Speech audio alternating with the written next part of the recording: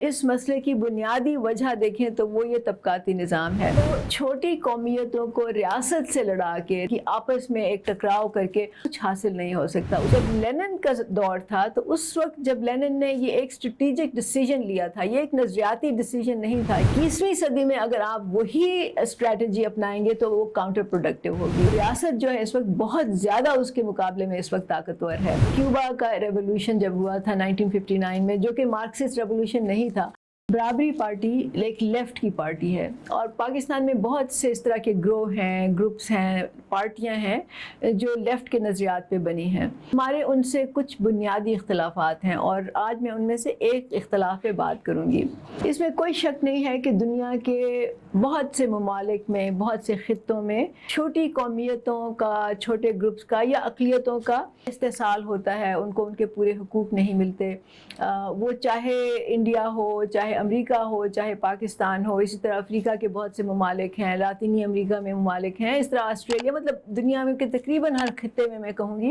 ये या आज हो रहा है या ये हिस्ट्री में होता रहा है। लेफ़्ट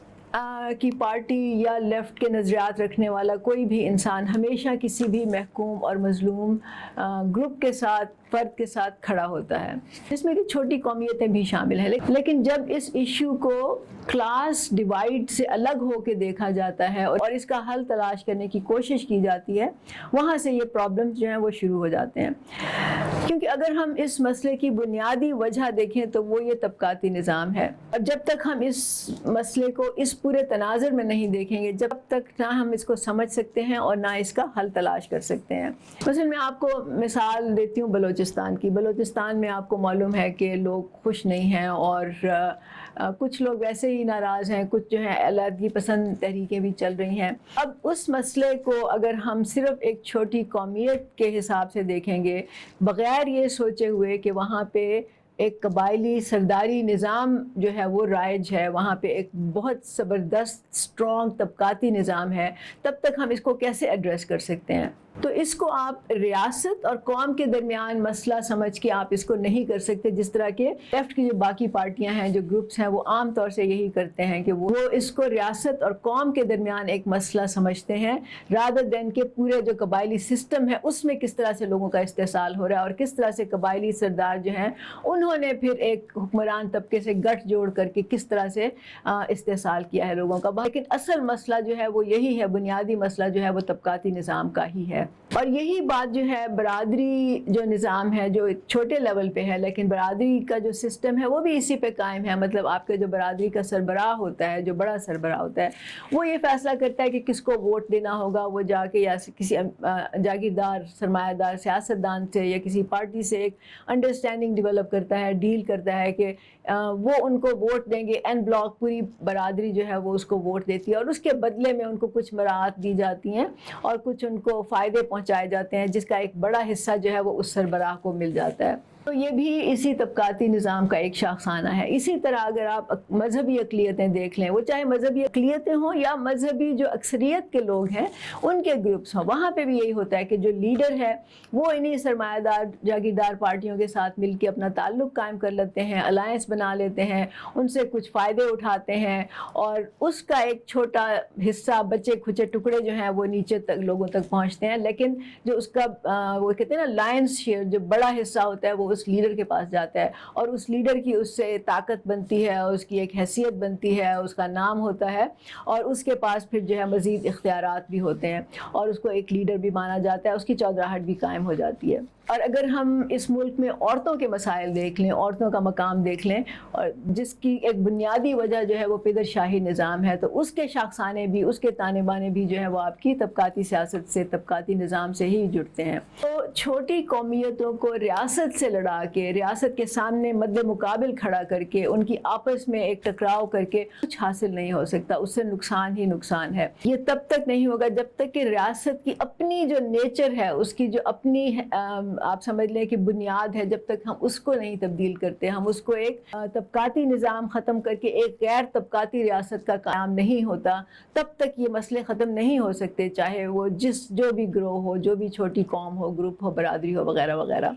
تو یہ جو ایک کانسیپٹ ہے چھوٹی قومیتوں کا، یہ لینن کی کلاسیکل جو تھنکنگ ہے یا اس کے جو نظریات ہیں اور یا اس کی جو اسٹریٹجیز تھیں ایکچولی وہاں سے لی گئی ہے، جو کلاسک لیفٹ ہے یا جو روایتی لیفٹ ہے میں کہوں گی. اور لیکن جب لینن کا دور تھا تو اس وقت جب لینن نے یہ ایک اسٹریٹجک ڈیسیژن لیا تھا، یہ ایک نظریاتی ڈیسیژن نہیں تھا، یہ ایک اس کے زمانے کے حالات کے مطابق اس نے یہ فیصلہ کیا تھا کہ وہ چھوٹی قومیتوں کے ساتھ کھڑا ہوگا، ان کو اپنے ساتھ ملائے گا، کیونکہ اس وقت کے دور میں اس کو اس سے فائدہ ہونا تھا. اس کی جو بڑی تحریک تھی زار کو ختم کرنے کی، شہنشاہت کو ختم کرنے کی، اس میں اس کو مدد مل رہی تھی، اس لیے اس نے چھوٹی قومیتوں کے ساتھ کھڑے ہونے کا فیصلہ کر لیا تھا. 21ویں صدی میں اگر آپ وہی اسٹریٹجی اپنائیں گے تو وہ کاؤنٹر پروڈکٹیو ہوگی، اور جو ہمارے سامنے ہے وہ کاؤنٹر پروڈکٹیو ہے، اس سے آپ کو کچھ حاصل نہیں ہوگا. لینن کے دور میں شہنشاہت تھی، زار کا آپ کو جیسے معلوم ہے زار کی حکومت تھی، اور وہ بہت ہی ریاستی جبر بھی تھا اس وقت. لیکن اس وقت اگر آپ دیکھیں کمپیئر ٹو دیٹ تو ریاست جو ہے اس وقت بہت زیادہ اس کے مقابلے میں اس وقت طاقتور ہے. دنیا میں کسی بھی ریاست کو کہیں پہ بھی یہ کبھی بھی قابل قبول نہیں ہو سکتا کہ اس کے علاقے سے یا اس کی جو سرحدیں ہیں ان میں سے کوئی بھی ایک گروہ یا قوم جو ہے وہ علیحدہ ہونے کی کوشش کرے یا علیحدگی کی تحریک چلائے. کہیں پہ بھی ممکن نہیں ہے ابھی، کیونکہ اس کا مطلب یہ ہے کہ ریاست سے آپ نے لڑنا ہے، اور ریاست سے آپ لڑ نہیں سکتے. تو یہ ایک ایڈونچرزم ہوتا ہے جو کہ بہت سی لیفٹ کے گروپ ہیں وہ کرنے کی کوشش بھی کرتے ہیں. مطلب ابھی تک تو ان کو کامیابی نہیں ہوئی، ناکامی ہی ناکامی ہے، بیکاز اٹس ناٹ پاسبل آپ ریاست سے لڑیں. جب لینن کا زمانہ تھا تو آپ کو معلوم ہے کہ اس وقت اگر اس طرح کے جو لیڈر تھے وہ انڈر گراؤنڈ بھی چلے جاتے تھے، وہاں پہ لیگل لٹریچر بھی چھپتا تھا جو کہ پھر چھپا کے لوگوں تک پہنچایا جاتا تھا. لیکن آج آپ کہاں چھپیں گے، کیسے چھپیں گے؟ اس وقت تو اتنے سرویلنس کے طریقے ہیں ریاست کے پاس کہ آپ کہیں چھپ ہی نہیں سکتے. اور اسی لیے آپ کو معلوم ہے کہ کیوبا کا ریولوشن جب ہوا تھا 1959 میں، جو کہ مارکسسٹ ریولوشن نہیں تھا، اس کے بعد سے کوئی ریولوشن نہیں ہوا. اس وقت تو اگر آپ سرویلنس کے طریقے دیکھیں تو آپ کے سامنے مثالیں موجود ہیں، پاکستان میں بھی دنیا میں بھی. مطلب ابھی جب اکبر بگٹی کے ساتھ ریاست کا ٹکراؤ ہوا تھا تو کیا کہا تھا مشرف نے کہا تھا اکبر بگٹی کہیں بھی چھپ جائے ہم اس کو ڈھونڈ نکالیں گے، اور پھر وہی ہوا نا، ریاست کو پتہ چل گیا. اسی طرح کلبھوشن سنگھ جو تھا وہ ایران سے وہ آتا جاتا تھا اور یہاں پہ تخریب کاری تھا، تو اس کی بھی سرویلنس ہوئی اور آخرکار وہ پکڑا گیا. تو آج کل آپ چھپ نہیں سکتے، آپ انڈر گراؤنڈ نہیں جا سکتے، کوئی طریقہ نہیں ہے آپ کے پاس. تو آخرکار جو ہے آپ کو یہ جو طریقے ہیں ان سے نقصان ہی نقصان ہوگا، کوئی فائدہ نہیں ہوگا. ایک اور جو بڑا نقصان ہے اس اسٹریٹجی کا کہ آپ چھوٹی قومیتوں کے ساتھ جا کے کھڑے ہو جاتے ہیں آج کل کے دور میں، وہ نقصان یہ ہے کہ آپ کبھی بلوچ کے ساتھ کھڑے ہو جائیں، کبھی آپ پشتون کے ساتھ کھڑے ہو جائیں، کبھی آپ کسی اور قومیت کے ساتھ کھڑے ہو جائیں، آپ بجائے اس کے کہ لوگوں کو اپنے جو مسائل ہیں اس پہ اور طبقاتی نظام کو ختم کرنے کے مقصد پہ متحد اور منظم کرنے کے بجائے آپ ان کو چھوٹے چھوٹے جو ان کے انڈیویجولز جو ان کے مسئلے ہیں آپ اس پہ تحریکیں چلا رہے ہیں. اس کا کوئی حل نہیں نکل سکتا، کوئی فائدہ نہیں ہوتا. آپ لوگوں کو ڈیوائیڈ کر رہے ہیں، اور یہ جو ہے یہ برابری پارٹی کے راستے میں کم از کم ایک بہت بڑی رکاوٹ ہے. کیونکہ جب آپ لوگوں کو تقسیم کرتے ہیں تو آپ ان کو بجائے اس کے کہ وہ ایک بڑی تحریک بنے، آپ ان کو ڈیوائیڈ کر دیتے ہیں چھوٹی چھوٹی تحریکوں میں، جس میں سے کسی کا کوئی فائدہ نہیں ہے. یہی ہوا ہے، یہی ناکامی ہے لیفٹ کی، جو کہ کئی دہائیوں سے جو کام کر رہے ہیں اس ملک میں وہ دیکھ رہے ہیں کہ کیا ہوا ہے، ان کو کوئی کامیابی نہیں ہوئی. بجائے اس کے کہ لوگوں کو ان کے بنیادی مسائل پہ اکٹھا کیا جائے، اس طرح کے ضمنی ایشوز جو سائیڈ ایشوز ہوتے ہیں اس پہ اپنی توانائی ضائع کرنے کے، وقت ضائع کرنے کے کچھ حاصل نہیں ہوتا، بلکہ اس کا نقصان ہوتا ہے دراصل. تو آج کے دور میں جو بھی خونی انقلاب کی بات کرتا ہے، تشدد کر کے وہ کوئی تبدیلی لانا چاہتا ہے، اس کو سوائے ناکامی کے کچھ نہیں ملے گا. اور جب وہ خون بہانے کی بات کرتے ہیں تو اس کا مطلب صرف یہ ہے کہ وہ عام لوگوں کا خون ہے جو بہے گا، کیونکہ ریاست تو ناکام نہیں ہوگی، ریاست طاقتور ہے، ریاست کا بول بالا ہوگا آخرکار. تو یہ جو بنیادی نقطہ ہے یہ ہمیں سمجھنے کی اشد ضرورت ہے. تو اس وقت آج کل کے دور میں 21ویں صدی میں صرف ایک ہی راستہ ہے تبدیلی لانے کا یا اس نظام کو بدلنے کا، اور وہ یہ ہے کہ پولیٹیکل ریولوشن کیا جائے یا سیاسی انقلاب لایا جائے. اس وقت ہمارے سامنے ایک ہی راستہ ہے جس کے ذریعے یہ طبقاتی نظام ختم کیا جا سکتا ہے، ایک مثبت تبدیلی لائی جا سکتی ہے اور اس نظام کو بدلا جا سکتا ہے، اور وہ ہے پولیٹیکل ریولوشن یا سیاسی انقلاب. اب سیاسی انقلاب کے لیے ظاہر ہے کہ آپ کو کروڑوں لوگوں کی ایک یونیفائڈ تحریک چاہیے، ایک متحد اور منظم تحریک چاہیے. اور پھر آج کل کے دور کے جو تقاضے ہیں جس میں کہ آپ کا سوشل सोशल मीडिया की जो अहमियत है, जिसको कि एक टूल के या हथियार के तौर पे इस्तेमाल किया जाता है, वो किसी भी